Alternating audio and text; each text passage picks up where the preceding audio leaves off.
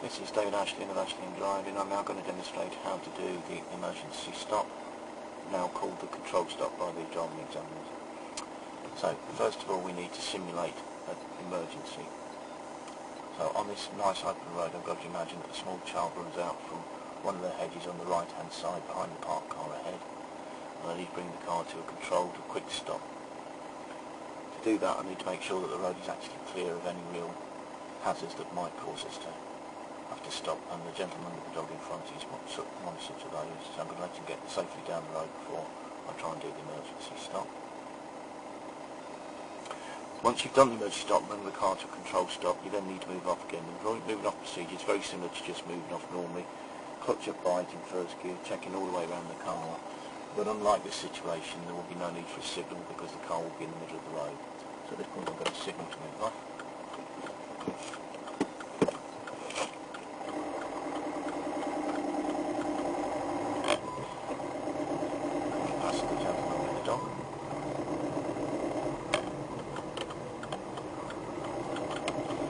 I can see another person with a dog running across the green grass.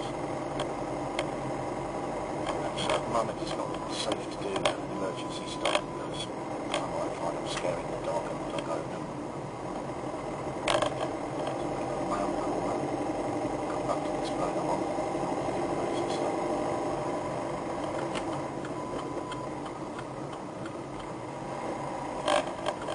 Emergency stop is something that should be very rarely used because all the observations to take normally stepping the road ahead and checking those behind should tell you whether there's something that's going to change where you need to be on a stop. With a normal smooth stop, because checking the mirrors that I'm doing at the moment first.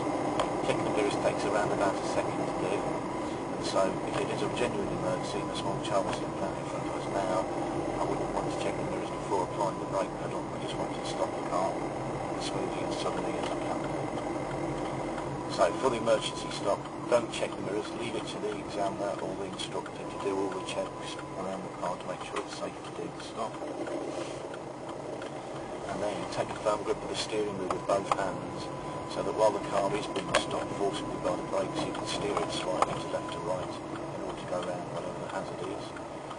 And the one the examiner is going to tell you about is a small child stepping out in front of you. That's what we're going to simulate now. I'm looking ahead to make sure the road ahead is clear. I'll check the mirrors to make sure it's clear and quiet. We're going to third gear, normal speed on this road around about 21 miles an hour. And then the examiner will say, stop! Press the brake pedal very firmly. Once you've got the brakes